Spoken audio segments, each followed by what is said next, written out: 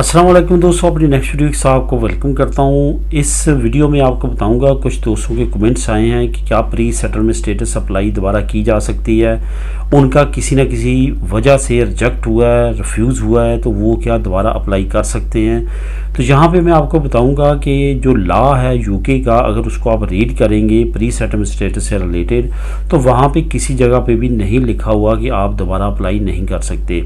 Even कुछ लोग हैं जिन्होंने अप्लाई किया है और उनका रिस्पॉन्ड भी आया है। असल में होता क्या है, लोग अप्लाई करते हैं, उसमें कि केस में कमी पेशी होती है, वो रिजेक्शन का सामना बनता है। तो उसके बाद अगर वो आप कमी को पूरा करते हैं, उसके बाद आपके पास ऑप्शन होता है जो उन्होंने 3 महीने का, 2 महीने का, 10 दिन का, अमूमन केस टू केस वेरी करता है, वो टाइम देते हैं कि आप रिकॉर्स को अपील कर सकते हैं। अगर आप उसमें नहीं पहुंच पाते तो दोबारा अगर अप्लाई करना चाहें तो आप अप्लाई कर सकते हैं, कोई भी किसी तरह की रुकावट नहीं है।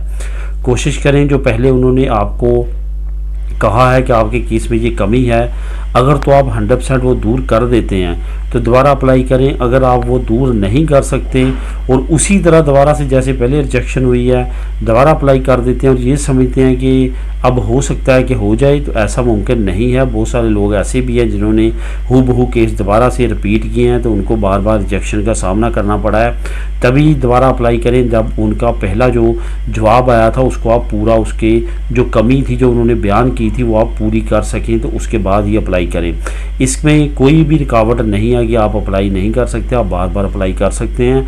वो बार बार आपके केस को रीड करेंगे, चेक करेंगे। अगर आप एलिजिबल हुए तो आपको ओके का देंगे आंसर, अगर नहीं तो आपको रिजेक्ट कर दिया जाएगा। बहरहाल अप्लाई करने में कोई हर्ज नहीं है, आप बार बार अप्लाई कर सकते हैं और इसमें कोई भी किसी तरह की कानून के हिसाब से रुकावट नहीं है। मिलेगी नेक्स्ट वीडियो में नई इन्फॉर्मेशन, नई न्यूज़ के साथ। अल्लाह हाफिज़।